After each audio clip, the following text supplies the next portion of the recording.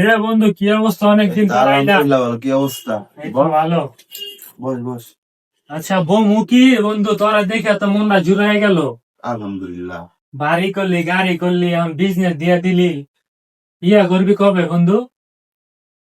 ইয়া ব ব ব ব আচ্ছা হইতাছি। হ্যাঁ ভাই, বিয়া করবেন কবে ভাই? বিয়া খাবো না।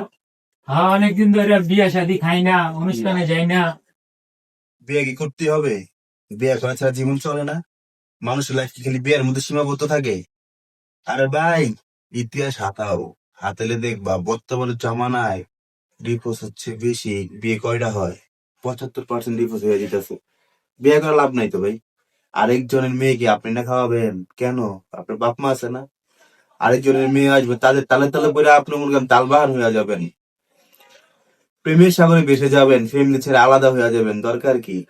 যে মা জন্ম দিছে, যেভাবে জন্ম দিছে ওদেরকে করেন, ভবিষ্যতে করতে পারবেন। সময় অনেক বাকি, অনেক সময় এখনো শেষ হয়নি তো ভাই। আল্লাহ পাঠাইছে। হ্যাঁ, বোরে সেবা করলে কোনো উপকার হবে না। বোর মারে সেবা করলে উপকার হবে না। সেবা করতে হবে কাকে? নিজের মাকে, নিজের বাবাকে। ভাই, যতদিন আমার বাপ, যতদিন আমার মা বাচ্চা আছে, এর আগে আমি বিয়ে করছি না।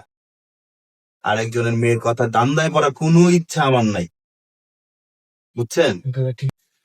যদি বিয়ে করা, আমার বিয়ে করার জন্য যদি আপনাদের খাওয়ানোর ব্যাপার হইয়া থাকে, তাহলে ভাই চলেন, পাশে রেস্টুরেন্ট আছে, বসবেন, ওরা তোরা খাইবেন, বিয়ে উপলক্ষে, শেষ, এনি ফিনিশ। আর যদি কোন মতো খাওয়া লাগবে ভাই, বাড়ির কোনায় বার আছে, চলেন যাই, দুই ভাই মিল্লা খাই।